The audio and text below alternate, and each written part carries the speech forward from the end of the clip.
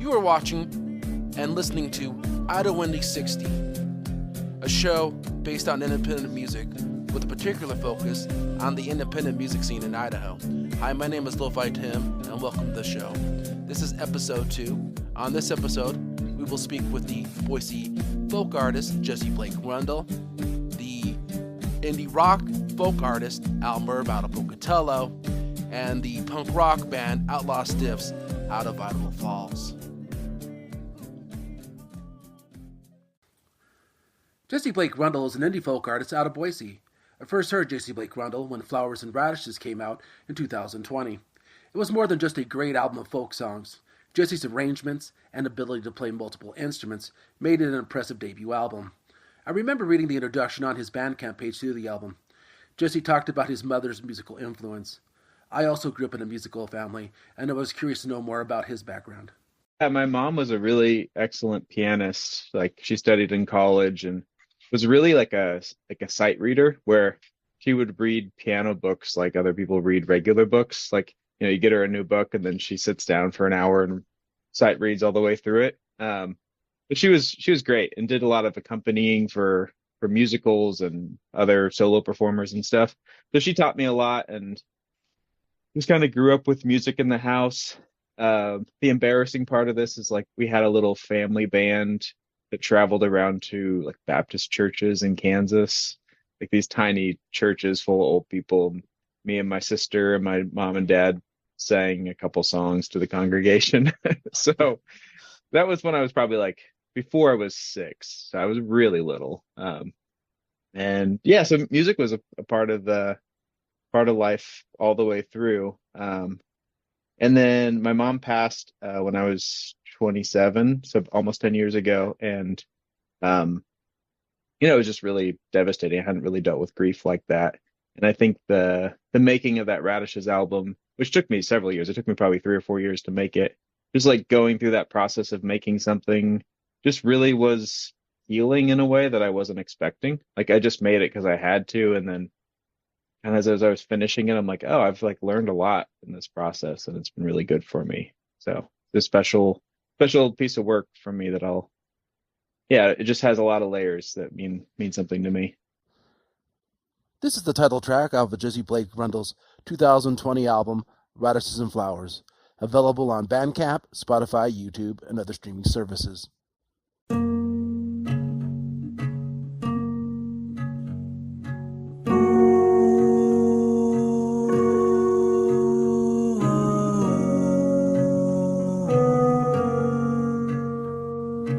Ursula in a garden found a bed of radishes.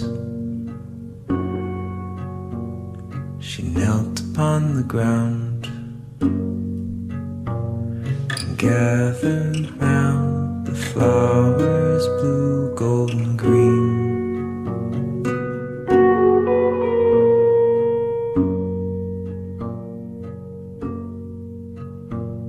She dressed in red and gold brocade, and in the grass an offering made of radishes and flowers.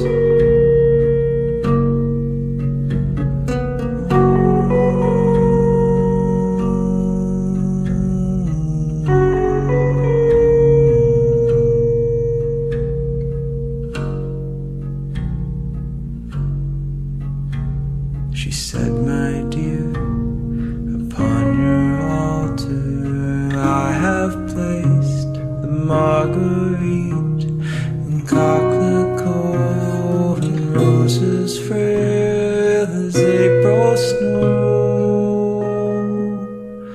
Where none can see, I make an offering of radishes and flowers.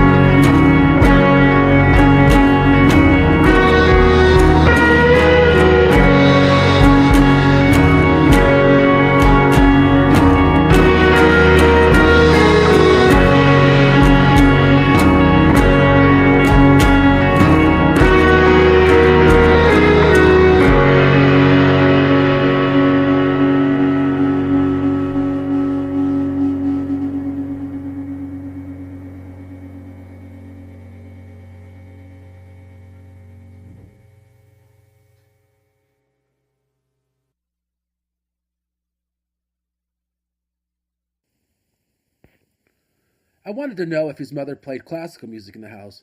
This led into a discussion about him studying classical music and his recent film scores. Jesse also talked about the process of how he started writing songs again that led into the Radish and Flowers project. Yeah, a decent amount because she would play like Beethoven and Bach and stuff, and then I took some piano lessons, and then I got distracted and stopped playing the piano for a while. I didn't think it was cool and played bass guitar, and then I got back to piano kind of like the end of high school, early college, and started taking lessons and really starting to study classical music.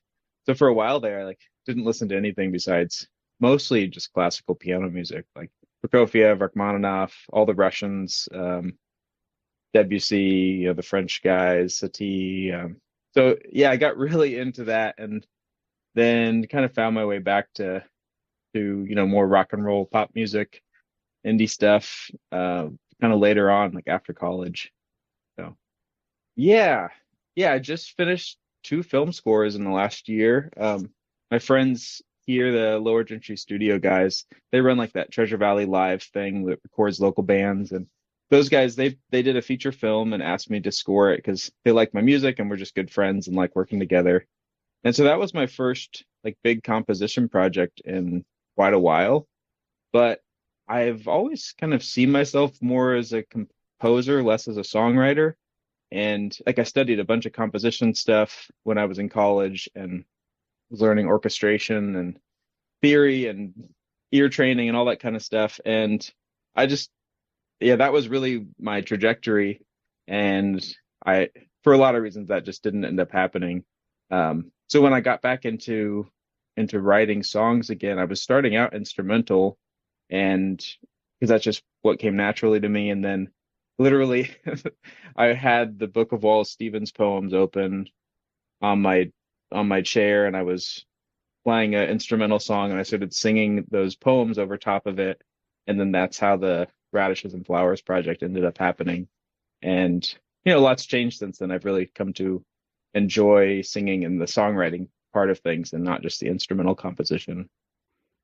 This is the Jesse Blake Rundle song, The Emperor of Ice Cream, off his 2020 album, Radishes and Flowers, available on Bandcamp, Spotify, YouTube, and other streaming services.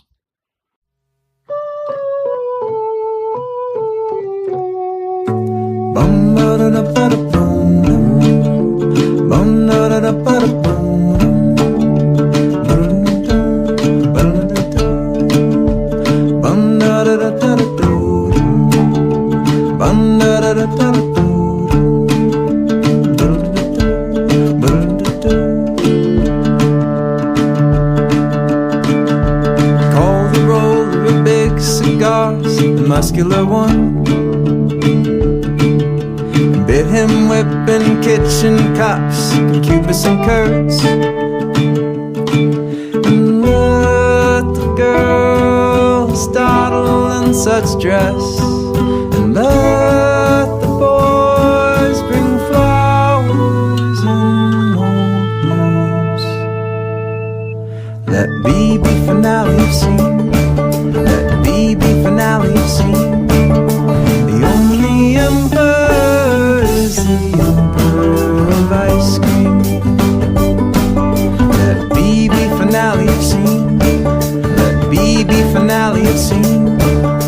The only emperor is the emperor of ice cream.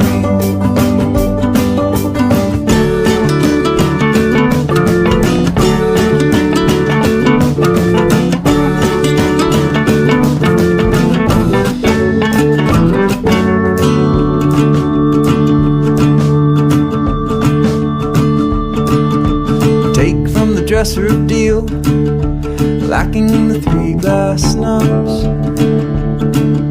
a sheet on which she embroidered fantails once, and spread it so as to cover her face. And if her feet protrude, they show how cold she is and dumb. Let the lamp affix its beam. Let the lamp affix its beam. The only ember is the ember of ice cream.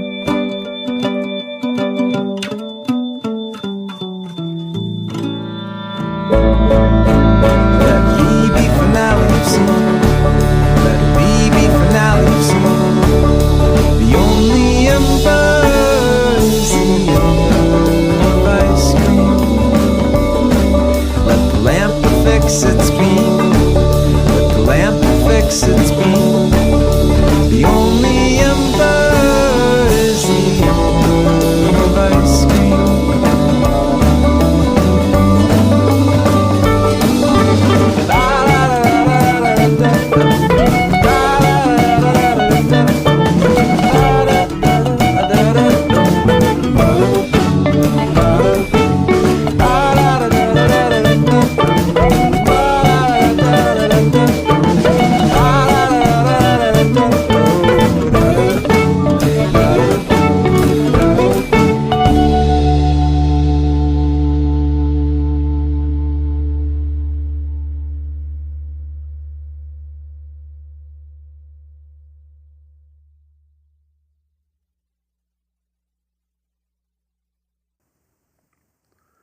I really wanted to know about the process of making his first album.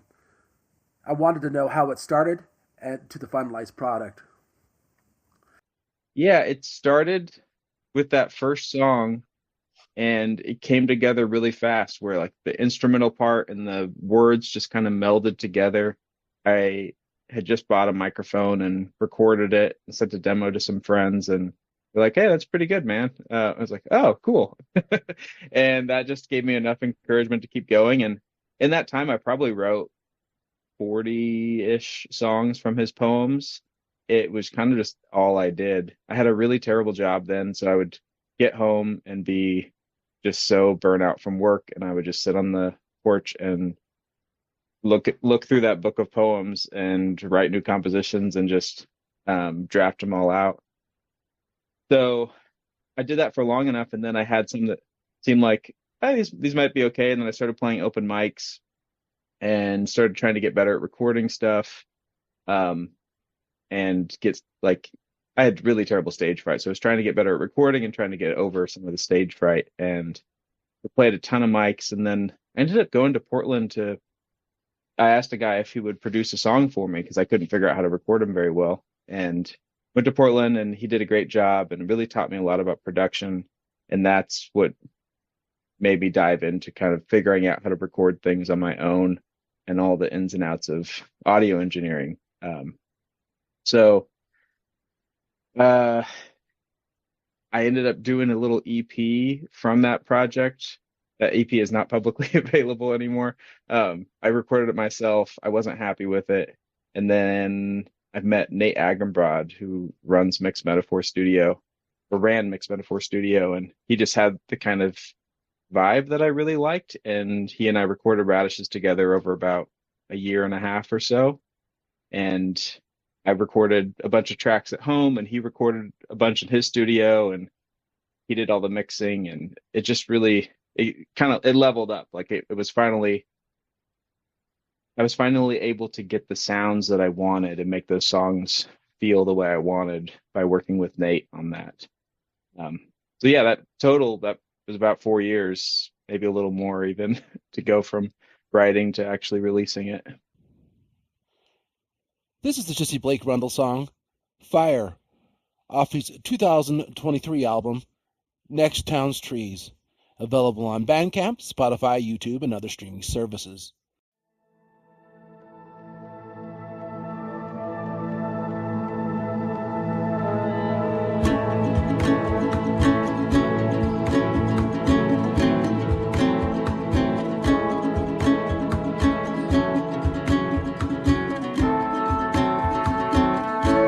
Saw the fields empty in autumn again.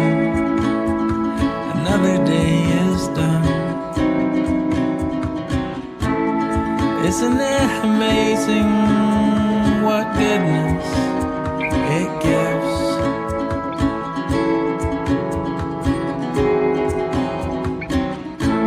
Call me dear, call me call gently, call me home. Fire burns brightly, but I'm not one to see all of the ashes and sparkling.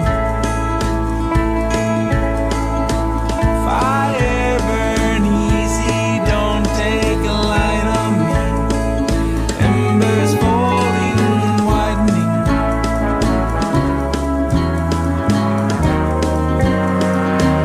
We had it all, we had it all, we had it all, we had it all, we had it all, we had it all.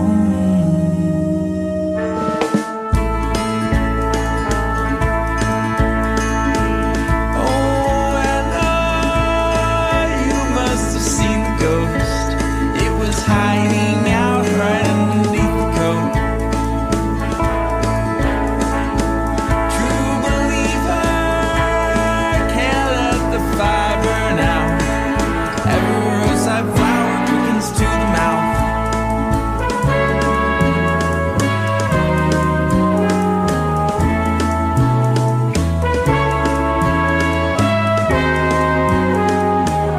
I burn a fire for the future. I burn a fire for the past. I lit a candle for the bread we break and pass around this table and hope it lasts. Can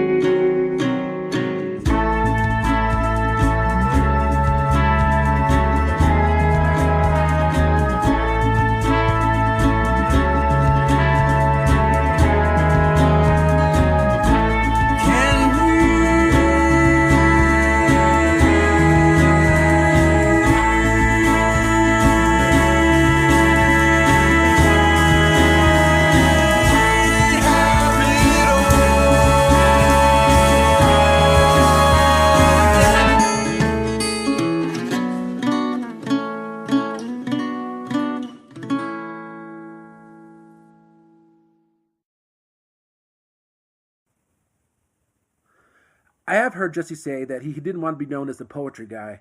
I wanted to know how his songwriting has changed now and progressed to his latest album and EP. That was kind of it. It's like I want to keep doing this, but I don't want to be the poetry guy. Yeah. And I'd written a lot of poems in the past, just hadn't figured out how to write songs that I didn't hate, and so just did a lot of practice. I took like some poetry classes and just ended up writing a ton. And then instead of using the Wallace Stevens poems as my source material, I would play guitar and then have a bunch of just like reams of old poems or half poems that I would just try to grab lyrics from. And that gave me enough. And then I took some songwriting classes and learned the mumble method and some of the other kind of classic songwriting methods. And so those songs just kind of came together through transcript or like taking old poems and turning them into songs, or through the mumble method. And it's but really it was just about being more comfortable writing my own words and getting over this idea that I had, which was like that I have nothing to say, which is still true. Like, I don't really believe I have anything to say, but I realized at some point that didn't matter. Like, nobody has anything to say, really. There's plenty of amazing voices we need to hear. I'm not trying to diminish that, but like, we all have nothing to say in the same way we have everything to say. So just getting over that self-consciousness is what allowed me to really start writing some more songs. I'd like to thank Jesse for taking the time to talk with me. The last song of his is called Four Figures, We're Okay, off his latest EP, Artifacts of Water, available at Bandcamp, Spotify, YouTube, and other streaming services. Four figures warmed by the sun. We're okay with it, okay.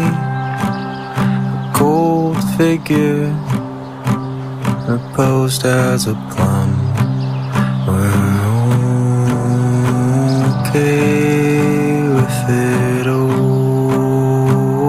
okay. Restless nights left us waiting.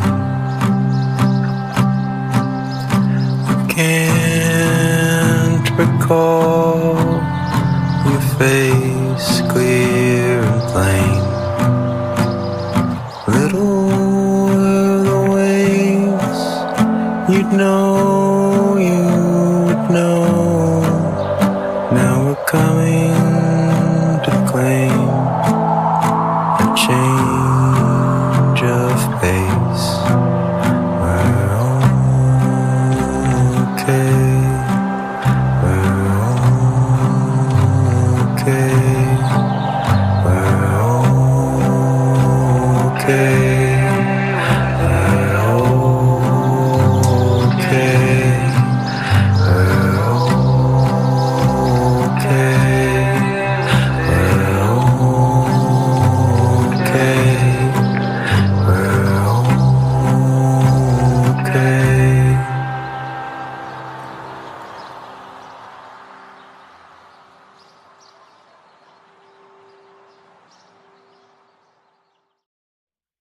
Al Murb is an indie rock folk artist from Pocatello. Al Murb was one of the first guests in Idaho Indie back in 2020. This is the third time I've had the opportunity to sit down with Alex and talk about his music. When I saw that his new album was released last month, I saw some buzz around it on the social media feeds. I wanted to know how Alex felt about the reaction to his latest release. Al Murb is an indie rock folk artist from Pocatello. Al Murb was one of the first guests on Idaho Indie back in 2020. This is the third time I've had the opportunity to sit down with Alex and talk about his music. When his album was released last month, I saw some buzz around it on my social media feeds. I wanted to know how Alex felt about the reaction to his latest release. I'm pretty happy with it. It seems like people like it. Especially compared to my last album, which was on me because I didn't. So my last album was Acne Scars and Basketball Shorts. That was 2022, and I just didn't really market it because I was just busy with school and stuff. But now I've had with this album, I specifically tried to build up the I announced it 3 months in advance, and then just dropped a few little songs here and there leading up to it. I've never really done that before, and I'm not sure really what made me want to do it with this one. I was just try something different, I guess. And I don't know, it seems to have worked. I guess maybe it's the most buzz I've had about any of my albums. I know Drastic Park in 2020 had a decent amount of buzz, because I was on your shows for one reason why. But yeah, I don't know. I'm psyched on it so far. Seems like people like it. It's so weird. I always get weirded out when random people find my stuff somehow or find out about me. I don't know. I'm pretty unsure of if I even have a following. I feel like I have a 10-person following, and then it's sometimes they tell people, and it's I don't know. But I don't know. I'm just keep doing what I'm doing. This is Al Murb's song Starlit from his latest album, Bird Shit, available on Bandcamp, Spotify, YouTube, and other streaming services.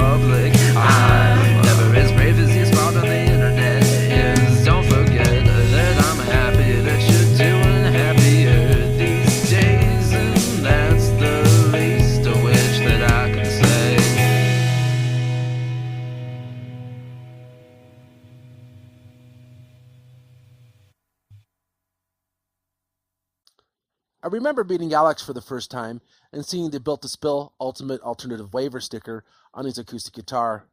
Known for his lo-fi indie folk rock style, with his latest release, Bird Shit, he goes back into a more 90s indie rock sound. I wanted to know about the recording and songwriting process on his latest release. This album was a lot different because, so I wasn't really planning on like making this album. Like I didn't really play music for like a year almost from my last album, Acne Scars, which was like February 2022. So like February 22 until maybe like February 23, I did not like, I maybe picked up a guitar like 5 times. I just wasn't playing music. I was like getting into like filmmaking and stuff. But so anyway, I guess it was like spring of this year, 2023. I started like slowly just like picking up guitar again, and then just randomly like it was like some cosmic thing, just like all these songs, just like it was coming from somewhere else. I was like, okay, and I was hyped on how almost like minimal the songs seemed, or like how they were coming out. And I was like, I should just do this in like a more traditional like rock band format, like electric guitar, bass, drums and stuff, which I haven't done in a long time. Probably Ish in 2018 was like the last album that I really kind of made like this, where it's like a lot of like electric guitars and stuff. Of course, it's all still me like doing it. I don't have a band or anything, but just like, I don't know. That was just like a style I kind of wanted to do for a long time, because a lot like you, I'm into all the like mid-90s indie rock stuff, you know? I was like, I've never really made an album like that, so I kind of just wanted to try it out. So like, what did you record it in? GarageBand. Same program like that I've used for all my albums. Same like the drum programmings. Spoiler alert, it's not me actually playing like physical drums. It's just like programming stuff I do. Like they have like the little built-in, you know, drummers and stuff in GarageBand. So I just do that. It's all that stuff's the same. It's mainly, I guess the part that was different was like the guitars. Like I've been doing a lot more like folk stuff over the past few years, and this was the first time I returned to like a more rock sound, or like intended to be a rock sound, I guess, in a while. So yeah. I mean, Built to Spill, obviously. As far as like my new album, Bird Shit, I think it's kind of like obvious. I was like listening to a lot of Pavement and like yeah, I heard the Pavement. like Pavement, Silver Jews, and you know all that stuff. Like I was listening to Wowie Zowie so much. I guess if there was like an album I almost had in mind as like a template, it was probably like Wowie Zowie, just because like that album's all over the place, but it's like somehow cohesive, and that's kind of what I was trying to do with this album. Like I wanted to have it be this cohesive sort of, you know, mid-90s indie rock sound, quote unquote, but have each song kind of be different in its own way, like a different style of pop song. So I don't know if I accomplished that or not. I don't know. I guess maybe I did. I'm happy with it, so I guess I did. Yeah. I mean, I've always loved all those bands, but especially like around the time I started writing these songs, for whatever reason, I was just like listening to a lot of like those bands, and that definitely contributed to me, again, making the decision to like, okay, I'm gonna actually make like a rock album, you know, as opposed to like the more experimental, like folkish pop rock, whatever I've done in the past. I don't know how you would describe it. This is the Alan Murb song, Game Over, from his latest release, Bird Shit, available on Bandcamp, Spotify, YouTube, and other streaming services.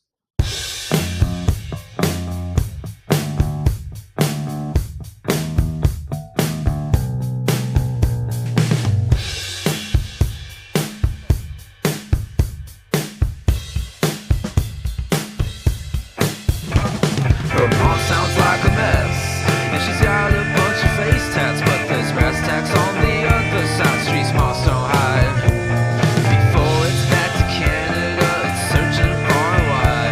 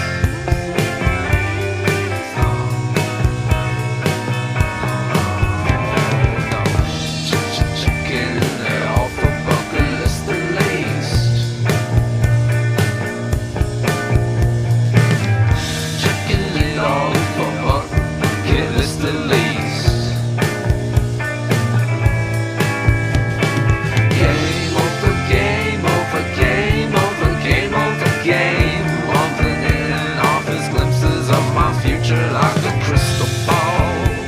One trick pony, or do you owe me? No, never mind, let's just forget all about this.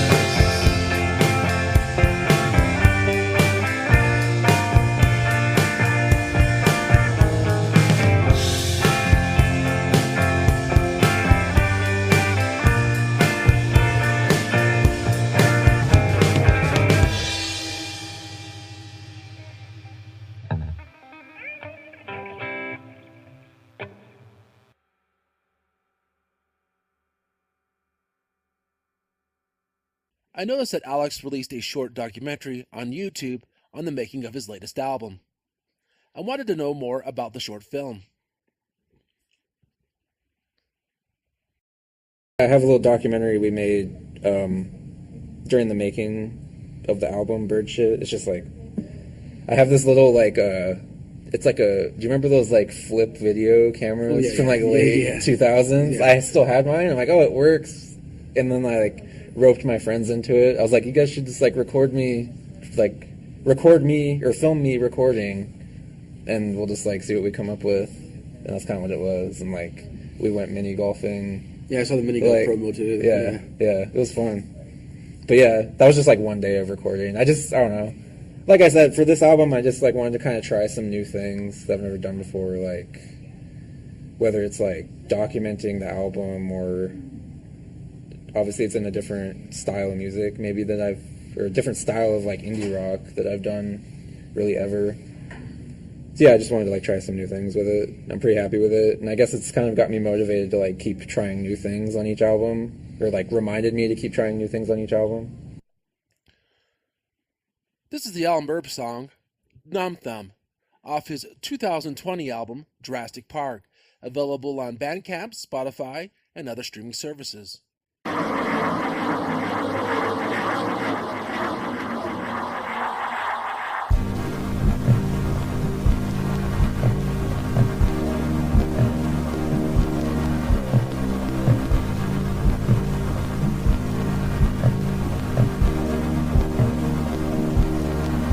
I remember where I was when I first learned flamingo shipping. I was thinking about flamingo shirts that I got for my birthday. Day to day I don't sing, but not tonight I cry. I don't feel anything perfect no matter what I try. Lately, I'm not trying to make everything. Crazily, I'm starting to think this feeling might be it.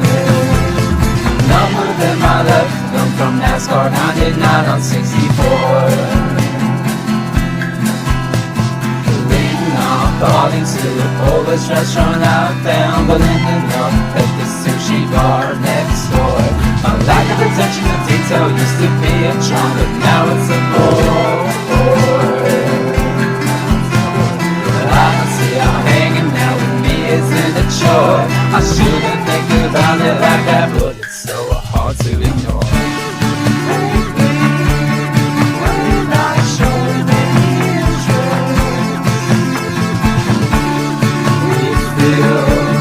So sick but we're not telling anyone.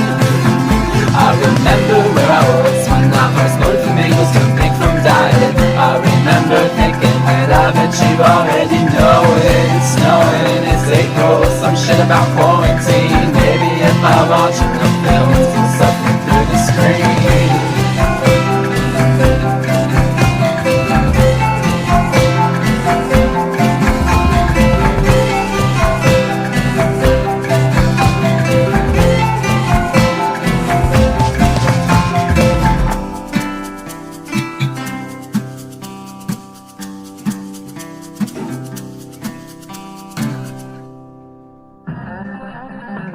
He said no. He said no. He said no. He said no. He said no.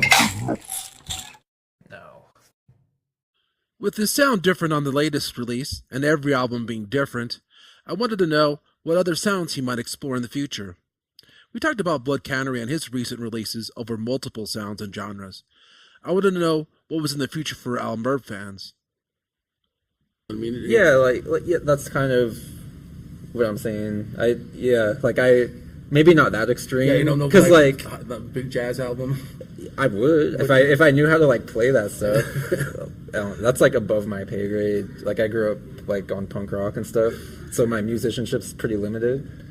But yeah, like I definitely, like I said, maybe not that extreme, but I definitely like having each project be different than anything I've done before. And I feel pretty good that I've like adhered to that. I haven't really like made the same album twice, I feel like, or same project twice. I'd like to thank Alex for taking the time to talk with me.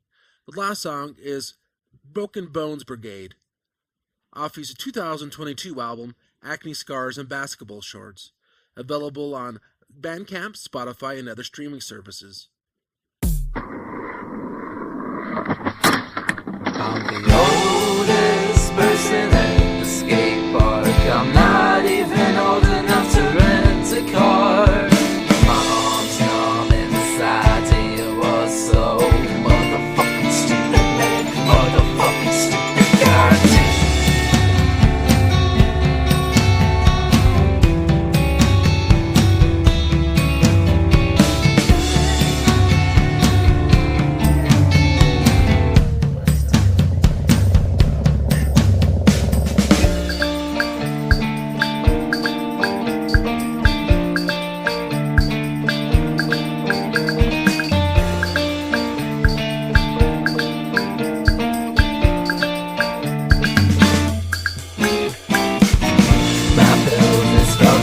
Like bacon and liquor, so sweet young.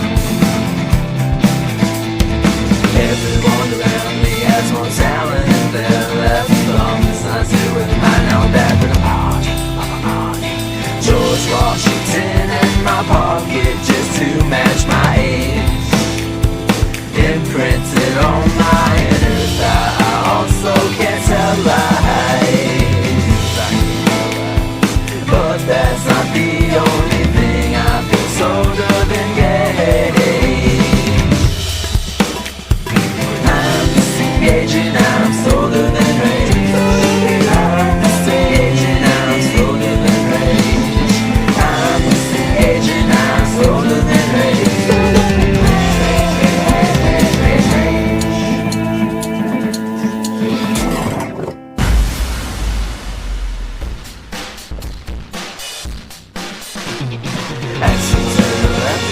To the 27th club, up and over the hip, my hip hurts now, my hip hurts now.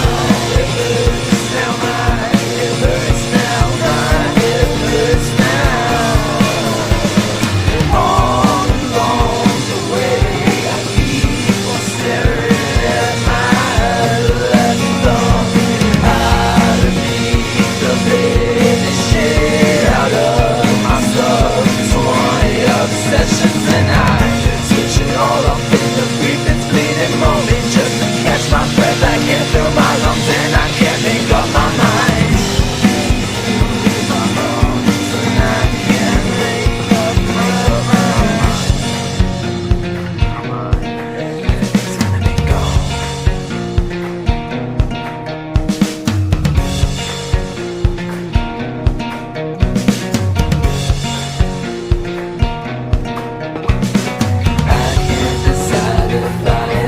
Tony Hawk, the indecisiveness, or the Rodney Mullen of not knowing how the real world works. How is everything going?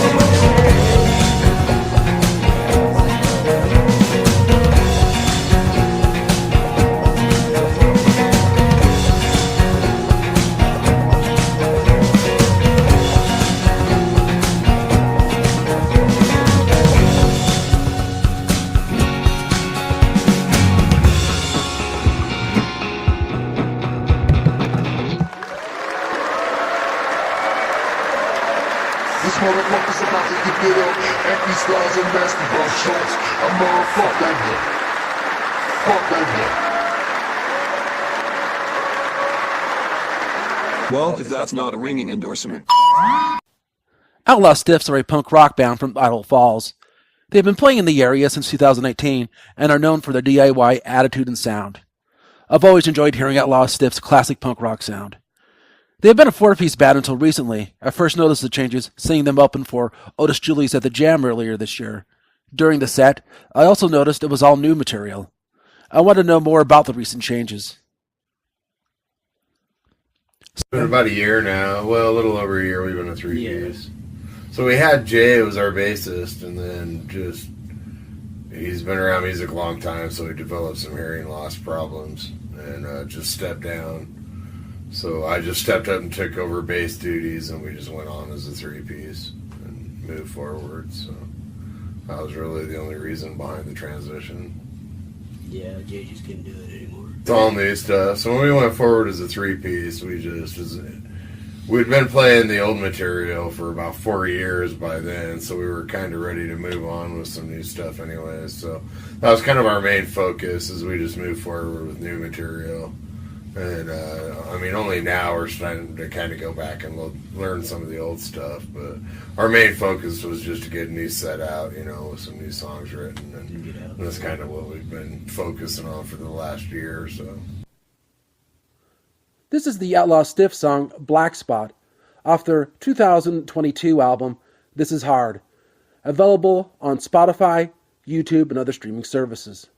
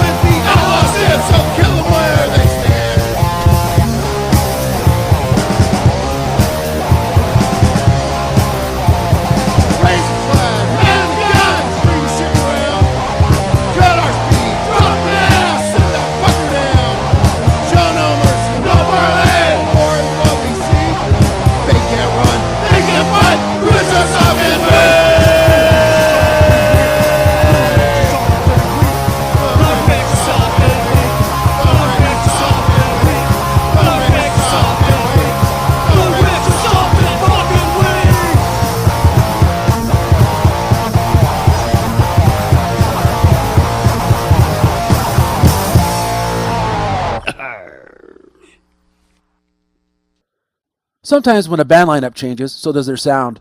I want to know if their songwriting process has changed now that they're a three-piece. I also wanted to know how the adjustment was going for Russell to start playing bass for the band. It's a little different. We don't have Jay's influence, obviously, and it's so with that, it's kind of changed our sound and our technique and kind of what we look for in writing a song. And we try to just kind of keep it simple and just, you know, good old traditional rhythms. And then, you know, Joey's really great at just going over top of stuff and doing what he does. And we just kind of roll with that. So Jay had a little more on the, you know, metal side influence, and we were probably a little more crossover with Jay around. Now we're probably a little more traditional punk, I think. But, Yeah, I think so. Yeah.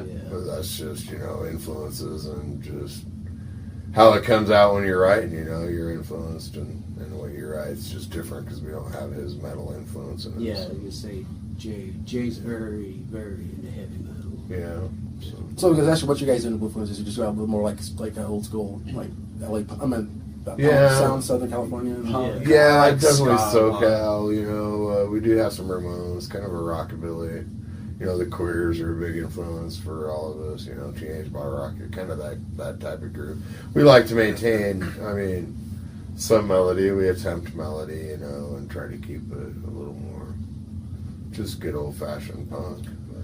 Yeah, I mean, I had experience playing bass years and years ago when we were kids, so I'm old, my hands don't work that great, so I have to keep it pretty simple, but it kind of fits into what we do anyway, so it's just good hard driving bass lines, nothing flashy. So yeah, it's been a transition to say the least, learn how to sing and play bass at the same time, but I think we've moved through it pretty good. So. Oh, yeah. This is the Outlaw Stiffs song Anarchy's Ecstasy from their 2022 album This Album Is Hard, available on Spotify, YouTube, and other streaming services. Anarchy is ecstasy!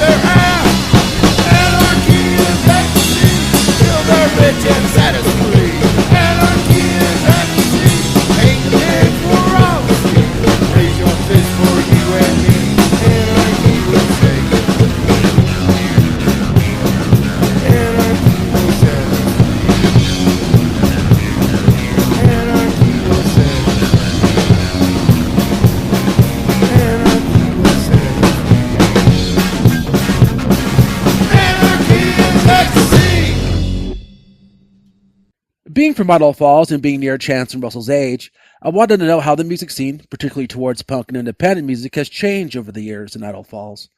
We talked about Johnny Nichols and the Gem, DIY house shows, and other things that have changed the atmosphere.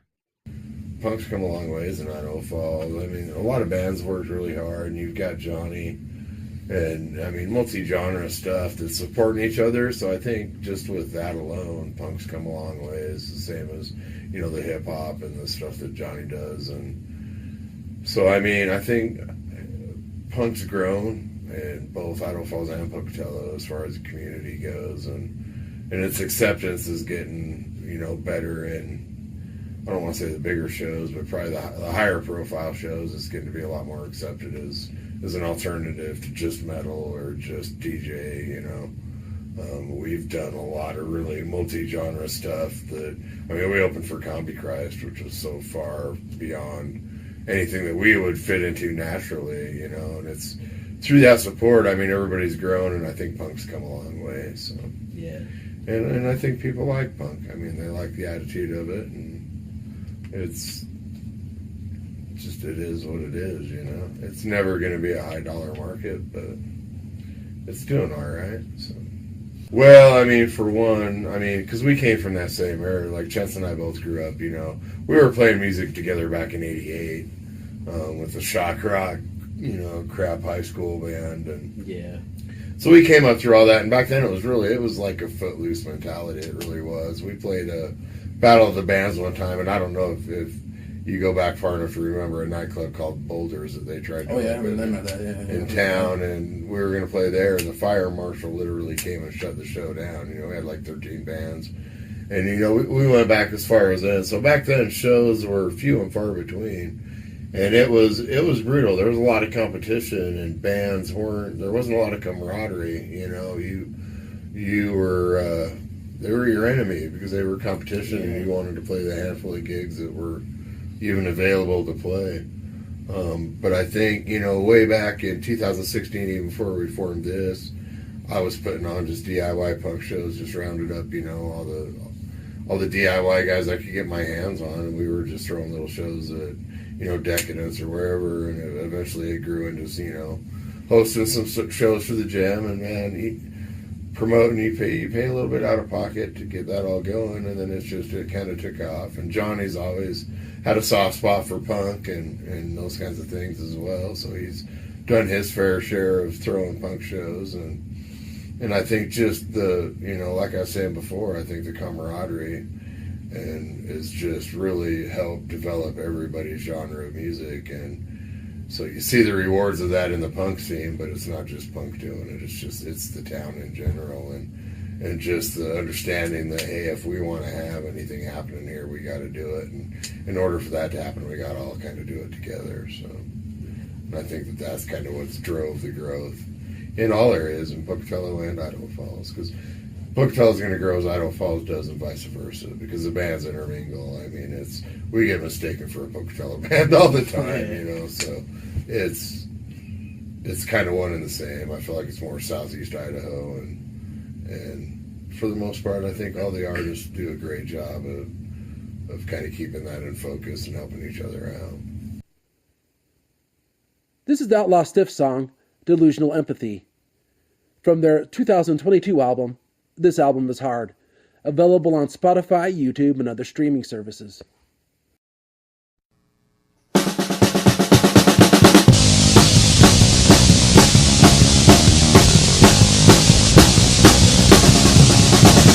Cannabis and Yankee scurry, pygmies rolling, stone 40 behind the saving center where I live. Gangs of stalkers give me reason to think that I am open season. Conspiracy much larger than it should be.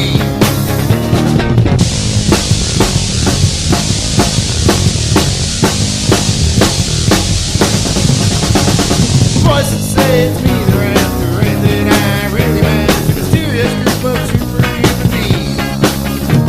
One day they'll win and get the way, and Walmart surely make me pay because my brother does some army thing.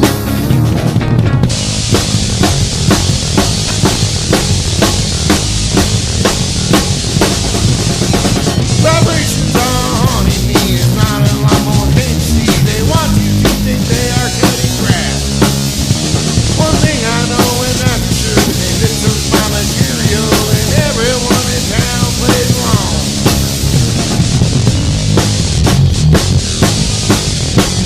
Salt Lake 2! Baby Strata stole my 40! Baby Strata stole my 40! Baby Strata stole my 40! Baby Strata stole my 40! Some part one big plan of global tricks make me mad, and woman moms follow me around. They think that I don't know that they're I whisper weird shit and tell, and I know they know that I know they know.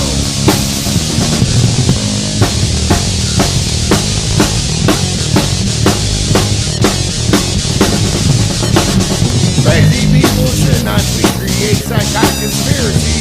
Reality got lost along the way.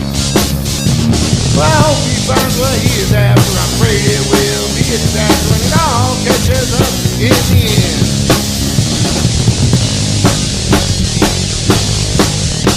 My stepmom didn't like the dick pics. Baby Strata stole my 40! Baby Strata stole my 40! Baby Strata stole my 40! Baby Strata stole my 40! Baby!